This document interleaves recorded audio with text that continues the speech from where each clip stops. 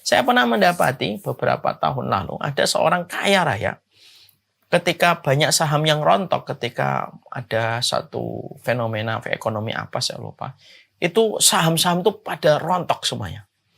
Ada orang itu yang berkata, saya satu malam kehilangan puluhan miliar.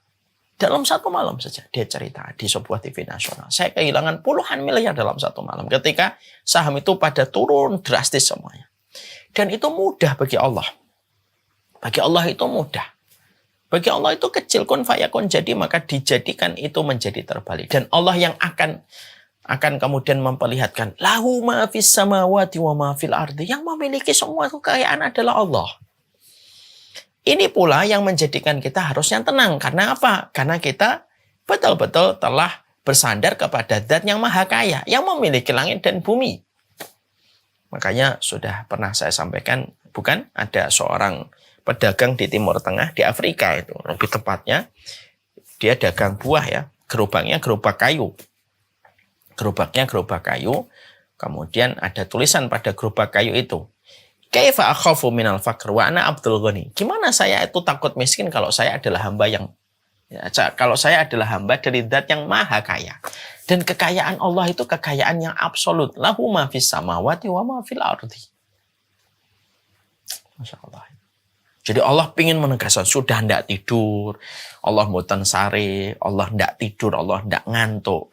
Terus kemudian huwal hayyul qayyum, lahu ma fis samawati wa ma fil ardi. La ta'khudhuhu sinatu wa la naum, lahu ma fis samawati wa ma fil ardi. Semua itu dimiliki oleh Allah. Lalu kemudian masih ditambahi lagi, lalu kemudian kalau kita perhatikan, agak kita lompati, yaitu adalah ya'lamu ma baina aydihim wa ma khalfahum wa la yuhituna bi syai'in min ilmihi illa bima syaa'. Ini kita lompati beberapa ayat yang mangdalladzi yashfa'u, kita lompati dulu untuk menyempurnakan kesempurnaan Allah. Maka setelah Allah menjelaskan Allah itu kaya, Allah tidak tidur, Allah itu maha berdiri sendiri dan setiap makhluk itu membutuhkan kepadanya, Allah maha kaya. Kemudian Allah itu maha ilmu. Allah itu maha ilmu, sudah maha kaya, tidak lemah, semua makhluk membutuhkan kepadanya. Allah lalu menjelaskan lagi, supaya kita tidak terpedaya dengan pandangan kita yang sering gumunan dan sering kagum sama orang. Maka Allah itu mengalihkan pandanganmu itu jangan makhluk, pandanganmu itu kepada Khalik. Allah kemudian menyampaikan apa? Ya'lamu ma baina aydihim wa ma khalfahum wa la yuhituna bi syai'in min ilmihi illa bima syaa'. Semuanya ilmu itu Allah tahu. Allah itu yang tahu ilmu. Berarti setiap syariat Allah, hukumnya Allah itu keluar dari Zat yang maha ilmu. Yang tidak perlu kita ragukan keilmuannya.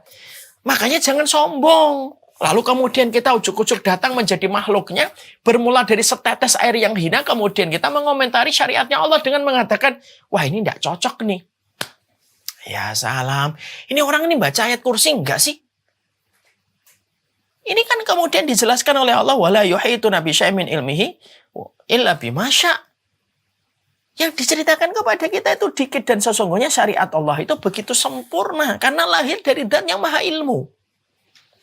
Supaya orang itu yakin apapun yang Allah sampaikan, apa yang Allah sampaikan di dalam Quran, apa yang disampaikan nabinya di dalam hadis yang sahih itu semuanya benar. Karena Allah ingin memberikan penjelasan kepada makhluknya ketika mereka mentadaburi ayat kursi. Tidak ada satupun ilmu. Kecuali Allah itu yang memiliki ilmu semuanya. Dan yang disampaikan kepada kita itu baru sedikit. Hanya seujung, setitik saja. Di antara samudra ilmunya Allah. Kenapa Allah menyampaikan di dalam ayat ini tentang ilmunya Allah setelah Allah menceritakan kekayaan? Supaya tidak ada orang yang sombong dengan akalnya. Lalu kemudian dia tuh ngomong apa saja tentang Al-Quran dan As-Sunnah menurut apa yang dia pikir.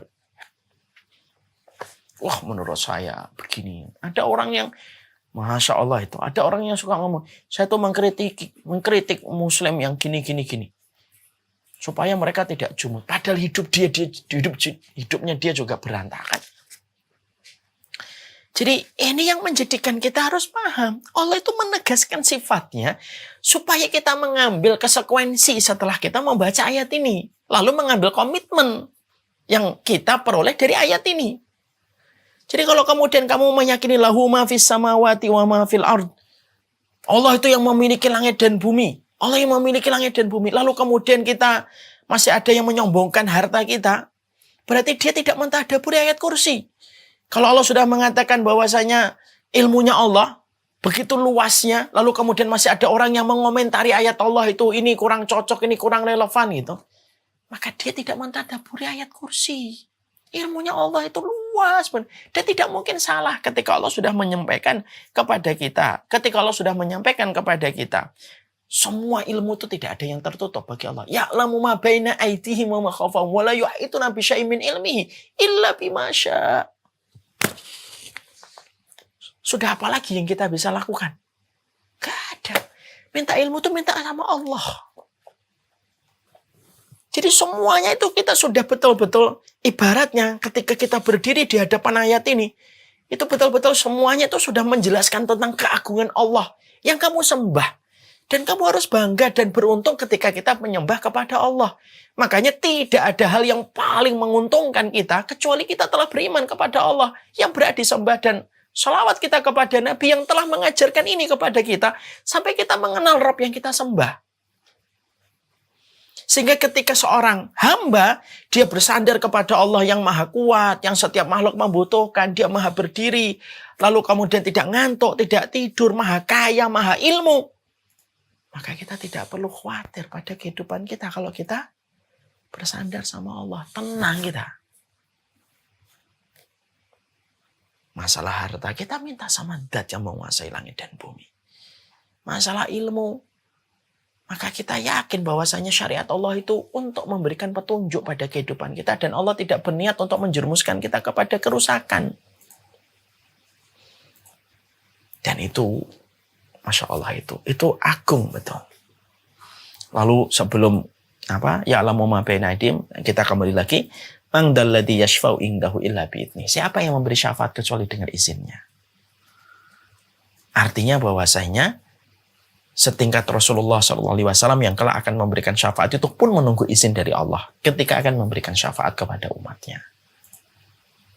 Berarti kan betul-betul semuanya itu ibaratnya kalau kehidupan kita itu tali itu gantungnya kepada satu titik yaitu adalah Allah Subhanahu wa taala.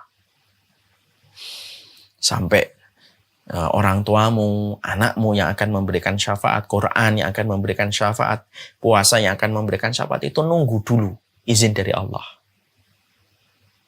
Nunggu dulu izin dari Allah. Kalau Allah ngizinkan, baru dapat syafaat. Kalau Allah tidak ngizinkan, tidak akan ngasih. Tidak akan dapat syafaat itu. Menunjukkan apa?